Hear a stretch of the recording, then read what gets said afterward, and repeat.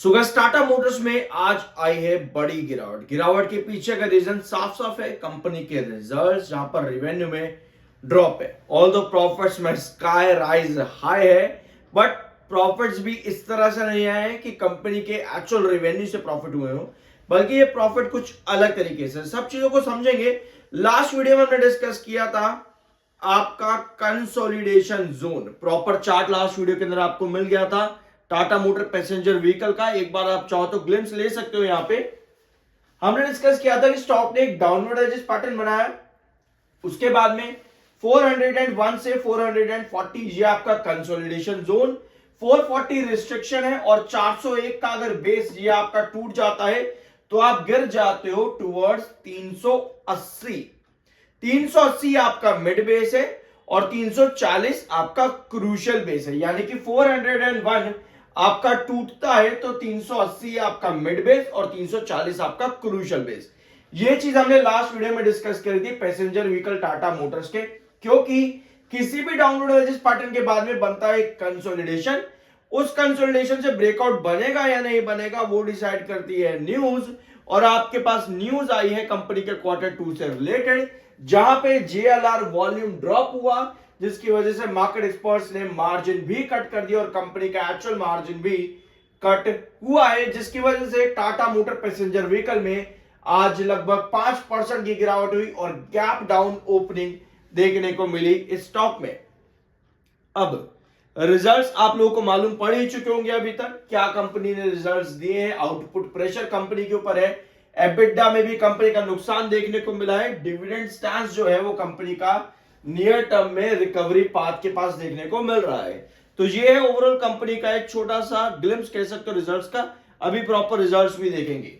Volumes आपके पास 4 करोड़ के रहे, लास्ट सेशन में 2 करोड़ का वॉल्यूम था, जो कि वीकली और मंथली बेसिस पर हाई भी है, लेकिन डिलीवरी भी काफी ज्यादा थी। यानी हाई वॉल्यूम और हाई डिलीवरी, और इससे बढ़िया चीज क्या हो सकती है। लेकिन रिजल्ट्स ने सारा गेम कंपनी का पलट दिया, क्योंकि रिजल्ट्स कंपनी के किस तरह क्या है, रेवेन्यू में drop quarter on quarter and year on year company का रेवेन्यू टूटा, एक्सपेंसेस कंपनी के बढ़े, जिसकी वजह से ओपीएम कंपनी का माइनस में आ गया। और अगर कंपनी का ओपीएम माइनस में आ गया मतलब यह है कि कंपनी प्रॉफिट में आएगी ही नहीं।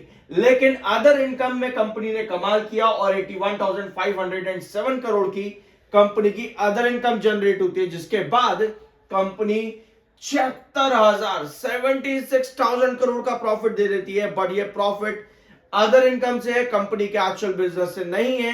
तो अल्टीमेटली कंपनी का एक्चुअल बिजनेस जो है वो लॉस में चले जाता है सितंबर 2025 के क्वार्टर में। अब ये रिजल्ट्स बहुत बुरे हैं, बहुत बुरे रिजल्ट्स, और इनका इंपैक्ट शेयर पर देखने को मिला भी। अब वार मार्जिन आपका 75% इन प्रीवियस 6 मंथ्स, यानी कि आपकी वॉलेटिलिटी ज्यादा देखने को मिलेगी। सिमिलर वार मार्जिन आपका रिलायंस पावर 100% है। वार मार्जिन का अगर आपको चीजें समझनी है इन डिटेल तो आप रिलायंस पावर के वीडियोस देख सकते हो, चैनल पर अवेलेबल है। ठीक है, टेक्निकल पॉइंट ऑफ व्यू पे स्टॉक बुलिश है। 17.9 का आपका आरएसआई एंड 22.7 का आपका एमएफआई, टेक्निकल्स बुलिश है। गिरावट रिजल्ट्स पर आई है और कहां पर जाकर के स्टॉक आपका रुका है।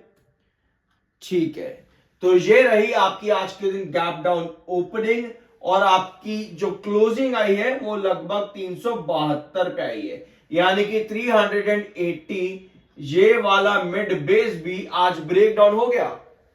ठीक है, 380 का बेस आपका आज ब्रेक डाउन हुआ है। क्रूशियल बेस आपका बनता है 340 पे, 340 ये आपका क्रूशियल बेस है। अब यहां पर आपको क्या नजर आ रहा है कि आज जो क्लोजिंग आई है ना इस कंपनी के अंदर, कैंडल आपको कैसी दिख रही है। कैंडल आपको नजर आ रही है नीचे की टेल बड़ी है, जिसमें जो कि इंडिकेट कर रही है बायर को। ठीक है, गैप डाउन ओपन होने के बाद में और सेलिंग आई, बट नीचे की टेल आपको बायर को इंडिकेट कर रही है। तो क्या हम यहां पर उम्मीद कर सकते हैं कि कमिंग सेशन में 380 के आसपास एक कंसोलिडेशन बनाने की कोशिश करे, और कुछ पॉजिटिव न्यूज नहीं आती है ना तो 380 आपका यहां पर क्या हो जाएगा, 380 हो जाएगा रिस्ट्रिक्शन। समझ रहे हो। तो अभी हमको चाहिए यार, कंपनी 380 के नीचे आ चुकी है, ये आपका मिड बेस है। यहां पर अगर आप सस्टेन कर पाते हो और आपके पास कुछ पॉजिटिव आता है तो आप वापस आओगे 401 पे। ठीक है, कुछ पॉजिटिव आता है तो आप 401 पर वापस आ जाओगे, बट अब 380 अगर आपका बन जाता है रिस्ट्रिक्शन और आप यहां पर स्टेबल नहीं रह पाते, आपके पास कुछ नेगेटिव न्यूज आती है, तो उस कंडीशन पर आपकी गिरावट और बड़ी हो जाती है टुवर्ड्स 340, जो हमने लास्ट वीडियो में डिस्कस किया था। ये आपका क्रूशियल बेस है। अगर आप 401 से नीचे टूटते हो तो ये दो लेवल्स हमने पिछले वीडियोस के अंदर डिस्कस कर रखे हैं, लगभग आज से 10-12 दिन पहले कुछ डिस्कस किया था हमने सारे लेवल्स। अब 1 आवर टाइम फ्रेम पर अगर हम देखें तो ये आपकी गैप डाउन ओपनिंग रही, उसके बाद आपके पास बायर आए, दिन के आखिर के 1 आवर टाइम फ्रेम पे भी आपके पास बायर एक्टिव हुए हैं। सो यही उम्मीद कर सकते हैं यहां पर अभी कि 380 के आसपास एक हैंगिंग बेस लेने की कोशिश करें। कुछ भी पॉजिटिव न्यूज आती है तो वापस 401 पर आए, नेगेटिव न्यूज आती है तो आपको पता ही आप 340 पर ड्रॉप कर सकते हो। तो ये कंडीशन। अब लेकिन समझने की बात ये, चलो रिजल्ट खराब आ गए, लेकिन गिरावट और क्यों हो सकती है।